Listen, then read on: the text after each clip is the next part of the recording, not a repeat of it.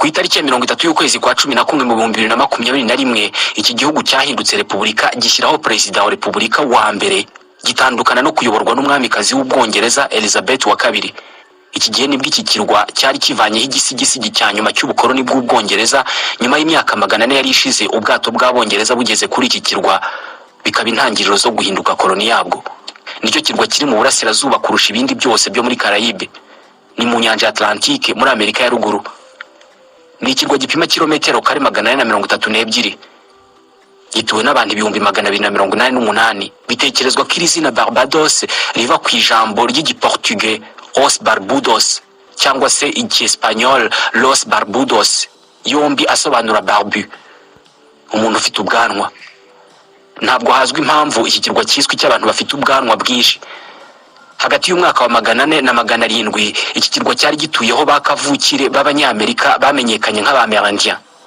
Muri 800 haje abitwaga Abarawake baturutse muri Amerika y'Epfo. Ntabwo bizwi Abanyaburayi bageze kuri iki kirwa bwa mbere igihugu bari baturutsemo, gusa bitekerezwa ko Abanyaburayi ba mbere bageze muri Barbade hagati y'ikinyejana cya 15 n'icya 16. Hari abavuga ko Abanya-Espagne aribo bageze kuri iki kirwa bwa mbere, abandi bakavuga ko Abanya-Portugal bashobora kuba aribo bahageze bwa mbere ubwo bari mu nzira berekeza muri Brazil.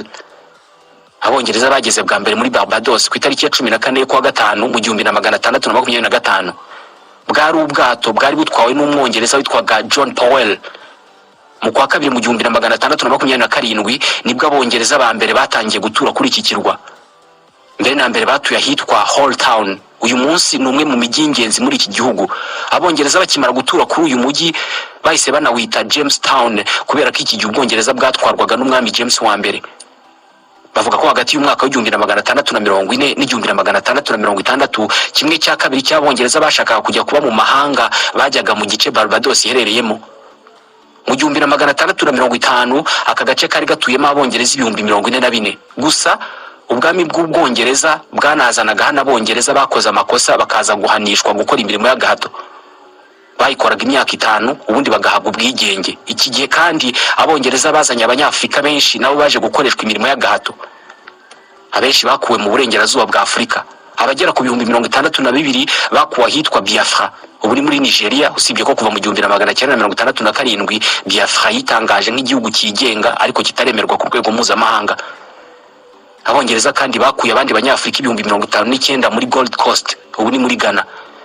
Abandi 45,000 bakuwe muri Benayubu, abandi bakurwa mu cyitwaga Senegambia muri Sierra Leone n'ahandi. Uyu munsi hejuru ya 92% by'Abanya-Barbados bakomoka kuri aba Banyafrika. Bahingaga itabi, ipamba, tangawizi n'ibisheke. Inganda zikora isukari nyinshi zavutse mu 1640 neza mu gihe Abongereza benshi barimo bajya muri Barbados. Muri iki gihe mu Bwongereza habaye intambara bise iy'ubwami butatu. Ni intambara yashyamiranyije Ubwongereza, Irlande na Ecosse. Uko kurwana kw'Abongereza kwagize ingaruka kuri koloni zabo hirya no hino ku isi. Nk'iki gihe umwami Charles wa mbere amaze kwicwa, ikirwa cya Barbade cyahise kigarurirwa n'abari bashyigikiye uyu mwami. Iki umubare w'Abongereza b'imfungwa bajyanwaga muri Barbados wariyongereye. Abenshi bari Abanya-Irlande. Abanya-Barbados kavukire noneho nabo batangiye kujya bafata nabi aba bazungu baturutse mu Bwongereza bazamwe mu mirimo y'agahato na bene wabo. Imibereho mibi yo kuri iki kirwa yatumye benshi bari bafite ubwigenge batangira kwihungira. Byaje kuba bibi cyane mu 1930 ubwo habaga ihungabana ry'ubukungu ku isi yose. Abanya-Barbados benshi batangiye gusaba guhindurirwa imibereho. Iki gihe Ubwongereza bwahise bushyira abirabura benshi b'Abanya-Barbados mu gipolisi ngo bahangane n'abigaragambyaga. Mu 1938 havutse ishyaka ry'abakozi ry'Abanya-Barbados, Barbados Labour Party, ryashinzwe na Grantley Herbert Adams. Mu 1953 Ubwongereza bwamuhaye kuba minisitiri ushinzwe Barbados. Ibi bikimara kuba hari abaturage batishimye bavuga ko agiye kuba umukozi w'Abongereza, maze witwa Errol Barrow ahita ashinga irindi shyaka aryita Democratic Labour Party. Iri naryo ryagejeje Barbados ku bwigenge ku itariki ya 30 y'ukwa 11 mu 1966. Errol aba minisitiri w'intebe wa mbere.